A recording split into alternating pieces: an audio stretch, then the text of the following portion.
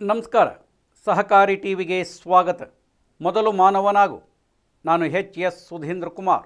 ಮುಖ್ಯಾಂಶಗಳು: ಸಹಕಾರಿ ಸಂಸ್ಥೆಗಳಿಗೆ ಸರ್ಕಾರ 3 ವರ್ಷಗಳ ತೆರಿಗೆ ವಿನಾಯಿತಿ. ಮೀನುಗಾರಿಕೆ ಸಹಕಾರಿ ಒಕ್ಕೂಟದ ಚುನಾವಣೆ ಘೋಷಣೆ. ಕೇಂದ್ರ ಸರ್ಕಾರವು ಸಹಕಾರಿ ಒಕ್ಕೂಟಗಳಿಗೆ ಲಾಭಾಂಶದ ಆದಾಯದ ಮೇಲೆ 3 ವರ್ಷಗಳ ತೆರಿಗೆ ವಿನಾಯಿತಿ ನೀಡುವ ಮೂಲಕ ಪ್ರಮುಖ ಪರಿಹಾರವನ್ನು ಘೋಷಿಸಿದೆ. ಹಣಕಾಸು ಮಸೂದೆ 2026ರ ಚರ್ಚೆಯ ಸಂದರ್ಭದಲ್ಲಿ ಹಣಕಾಸು ಸಚಿವೆ ನಿರ್ಮಲಾ ಸೀತಾರಾಮನ್ ಲೋಕಸಭೆಯಲ್ಲಿ ಈ ಘೋಷಣೆ ಮಾಡಿದ್ದಾರೆ ಎಂದು ಮಾಧ್ಯಮಗಳು ವರದಿ ತಿಳಿಸಿವೆ. ಸಣ್ಣ ಸಹಕಾರಿ ಸದಸ್ಯರ ಆದಾಯವನ್ನು ಹೆಚ್ಚಿಸುವ ಮತ್ತು ವಲಯದಲ್ಲಿ ವ್ಯಾಪಕ ಭಾಗವಹಿಸುವಿಕೆಯನ್ನು ಉತ್ತೇಜಿಸುವ ಗುರಿಯನ್ನು ಈ ಕ್ರಮ ಹೊಂದಿದೆ ಎಂದು ಅವರು ಹೇಳಿದರು. ಈ ವಿನಾಯಿತಿಯು ತಳಮಟ್ಟದ ಸಂಸ್ಥೆಗಳನ್ನು ಬಲಪಡಿಸುವ ಮತ್ತು ಆರ್ಥಿಕ ಕಾರ್ಯಸಾಧ್ಯತೆಯನ್ನು ಸುಧಾರಿಸುವ ನಿರೀಕ್ಷೆ ಇದೆ.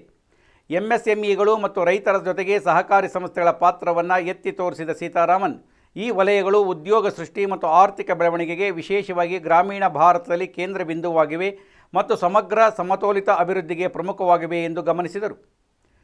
ಸಹಕಾರಿ ಚುನಾವಣಾ ಪ್ರಾಧಿಕಾರವು ರಾಷ್ಟ್ರೀಯ ಮೀನುಗಾರಿಕೆ ಸಹಕಾರಿ ಒಕ್ಕೂಟದ ಚುನಾವಣಾ ಕಾರ್ಯಕ್ರಮವನ್ನು ಘೋಷಿಸಿದೆ.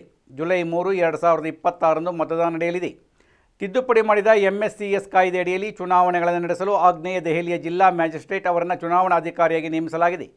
ಫೆಬ್ರವರಿ 25, 2026ರಂದು ಮಂಡಳಿಯ ಅಧಿಕಾರಾವಧಿ ಮುಕ್ತಾಯಗೊಂಡ ನಂತರ ಈ ಘೋಷಣೆ ಮಾಡಲಾಗಿದೆ. ನಂತರ ಒಕ್ಕೂಟವನ್ನು ನಿರ್ವಹಿಸಲು ಆಡಳಿತಾಧಿಕಾರಿಯನ್ನು ನೇಮಿಸಲಾಯಿತು. ಪ್ರಸ್ತುತ ರಾಷ್ಟ್ರೀಯ ಸಹಕಾರಿ ಅಭಿವೃದ್ಧಿ ನಿಗಮದ ನಿರ್ದೇಶಕರಾದ ಶೈಲೇಂದ್ರ ಸಿಂಗ್ ಅವರು ಆಡಳಿತಾಧಿಕಾರಿಯಾಗಿ ಸೇವೆ ಸಲ್ಲಿಸುತ್ತಿದ್ದಾರೆ. ಚುನಾವಣೆಗಳನ್ನು ನಡೆಸುವಂತೆ ವಿನಂತಿಸಿದ್ದರು. ವೇಳಾಪಟ್ಟಿಯ ಪ್ರಕಾರ ಪ್ರತಿನಿಧಿ ಆಯ್ಕೆ ಪ್ರಕ್ರಿಯೆಯು ಮೇ ತಿಂಗಳಲ್ಲಿ ಪ್ರಾರಂಭವಾಗುತ್ತದೆ. ಅಂತಿಮ ಮತದಾರ ಪಟ್ಟಿಯನ್ನು ಜೂನ್ 12ರಂದು ಪ್ರಕಟಿಸಲಾಗುವುದು. ಜೂನ್ 13 ಮತ್ತು ಜೂನ್ 16ರ ನಡುವೆ ನಾಮಪತ್ರಗಳನ್ನು ಸಲ್ಲಿಸಲಾಗುತ್ತದೆ. ನಂತರ ಪರಿಶೀಲನೆ, ಹಿಂಪಡೆಯುವಿಕೆ ಮಾಡಲಾಗುತ್ತದೆ. 14 ಸದಸ್ಯರ ಮಂಡಳಿಯನ್ನು ಅಧ್ಯಕ್ಷರು ಮತ್ತು ಉಪಾಧ್ಯಕ್ಷರು ಸೇರಿದಂತೆ 89 ಸದಸ್ಯ ಸಂಘಗಳು ಆಯ್ಕೆ ಮಾಡುತ್ತವೆ.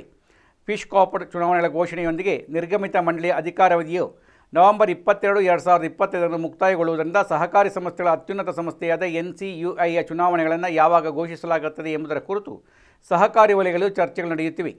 NCUIನಲ್ಲಿ ಚುನಾವಣಾ ಪ್ರಕ್ರಿಯೆಯನ್ನು ಪ್ರಾರಂಭಿಸಲು ಕರಡು ಪತ್ರವನ್ನು ಸಿದ್ಧಪಡಿಸಲಾಗಿದೆ ಮತ್ತು ಶೀಘ್ರದಲ್ಲೇ CEAಗೆ ಕಳುಹಿಸಲಾಗುವುದು ಎಂದು ತಿಳಿದುಬಂದಿದೆ.